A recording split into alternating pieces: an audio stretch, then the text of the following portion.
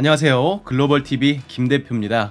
오늘은 썸네일에서 보셨다시피 로보택시 관련주 제가 라이콤이라는 주식을 들고 왔는데요. 자, 지금 이미 전 고점 언저리 매물대 영역에 저항권에 도달했고 지금 기대감은 이미 선반영이 된 것이 아니냐, 이런 생각 충분히 하실 수 있죠. 그러나 오늘 제가 말씀드릴 내용 들어보시면 여러분의 계좌의 흐름이 크게 개선될 수 있을 거라고 제가 말씀드리면서 영상 시작하겠습니다. 자, 바로 핵심부터 말씀드리자면 셀온이라는 단어 들어보셨을 겁니다. 지금 대부분의 투자자들이 로보택시 공개 일정 이후에 셀온이 작동하면서 주가가 급락할 것이다 라고 예상을 하고 있어요. 자, 이 내용들 보시면은 대부분 이제 방구석 전문가분들께서 작성해주신 그런 댓글들입니다. 테슬라 로보택시가 공개를 할 경우에 다 하락이 나올 것이다 라고 보고 있다라는 거예요. 셀온 현상은 보통 기업의 긍정적인 이슈나 호재가 나올 때 오히려 주가가 급락하게 된다라는 것을 뜻하는데, 주가에 선제적으로 반영이 되면서 이슈를 맞닥뜨렸을 때 재료 소멸로 인식하면서 차익 실현으로 주가가 하락한다는 뜻이죠. 자, 이렇게 많은 이들이 셀온 현상을 우려하고 있는 지금이 적기가 아니면 언제가 매수할 시기일까요? 그리고 대표적으로 이 라이콤이라는 주식은요, 테슬라 로보택시 관련된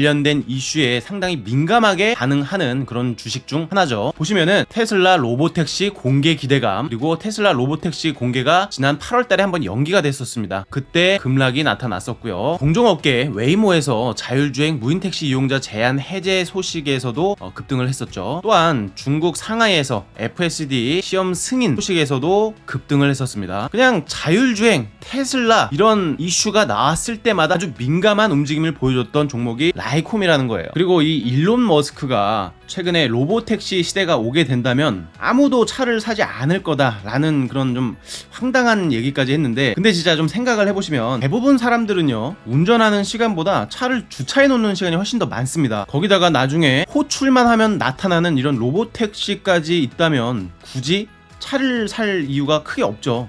그러면서 머스크는 사람들이 차를 사지 않기 때문에 결국 차량을 대부분의 회사나 테슬라가 소유할 것이다 라고 얘기를 했는데, 분명히 그러한 대세기가 올 것이라고 점치고 있는 거죠. 이 일론 머스크라는 사람이 사실 조금 뜬금없는 괴짜 천재잖아요. 본인이 했던 말은 분명하게 지키는 사람입니다. 시간적으로 조금 오차가 있긴 있더라도 그 사람이 했던 말은 여태껏 다 맞아 떨어졌단 말이에요. 거기다가 또 대세기가 왔을 때 테슬라가 아무리 차를 많이 만들어도 수요를 감당하기 어렵기 때문에 이에 맞는 대량 생산을 미리 준비해야 된다라고 얘기를 하고 있어요. 그리고 미국의 대선 일정도 이제 한 달이 채 남지 않은 상황이죠. 현재 테슬라의 운명이라고 얘기를 해야 될까요? 사실상 미국의 반응이 가장 중요한 상황입니다. 우선 테슬라 같은 경우에는 지오 펜싱 안 돼 있죠. 또한 라이다 기술도 아직 없기 때문에 자율주행 레벨 2로 구분이 되면서 구글 웨이모라든지 크루즈와는 좀 다르게 아직까진 서비스 제공이 안 되고 있는 상황이죠. 이를 타개해낼 수 있는 방법이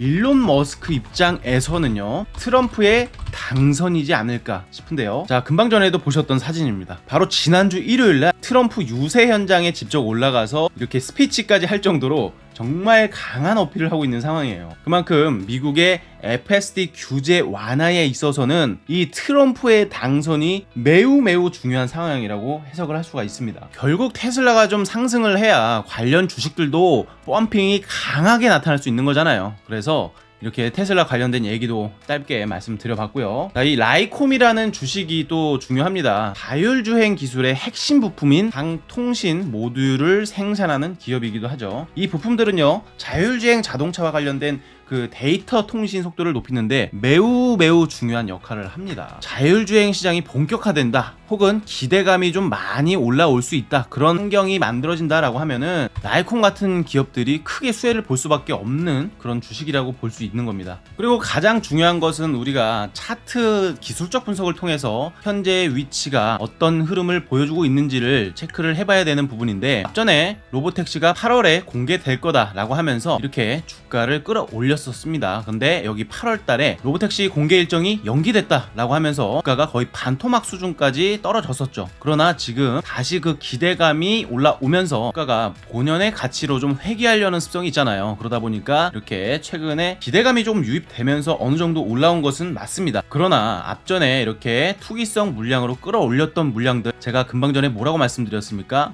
반토막 수준까지 뺐다라고 말씀드렸어요. 그러면 여기서 올라탔던 개인 투자자들 어떻게 했겠습니까? 50% 떨어지는데 손절할 사람들 손절하고 물타기 할 사람들 물타기 했을 거 아니겠습니까? 그러면서 자, 이렇게 높은 구간에서 따라탔던 사람들, 시간이 지나면서 시간값이 소화가 되면서 점차 평단값이 낮아집니다. 아마 보통 평균값이 한 이 정도 되지 않았을까 싶어요. 털 사람들 털어라. 그리고 평단가 조율할 사람들 평단가 조율해서 이 정도 평단이 됐을 텐데, 이 흐름이 가장 중요합니다. 여기서 상승이 크게 나왔다가 다 되돌림 하락이 나왔죠. 여기서도 상승이 크게 나왔다가 상승분을 다 반납해버리는 그런 패턴이 나왔다라는 거죠. 이 패턴 자체가 두 캔들이 보시면은 좀 인위적이다라고 생각할 수가 있는데, 이거는 자, 여기에 물려있던 물량이 어느 정도 되나, 물량에 대한 테스트가 이루어졌다라는 거예요. 즉 쉽게 말해서 여기서 이렇게 하락이 진행됐던 이 하락 파동의 매물은 여기서 이런 인위적인 물량 테스트에서 모두 다 소화를 시켜줬다라는 얘기가 됩니다.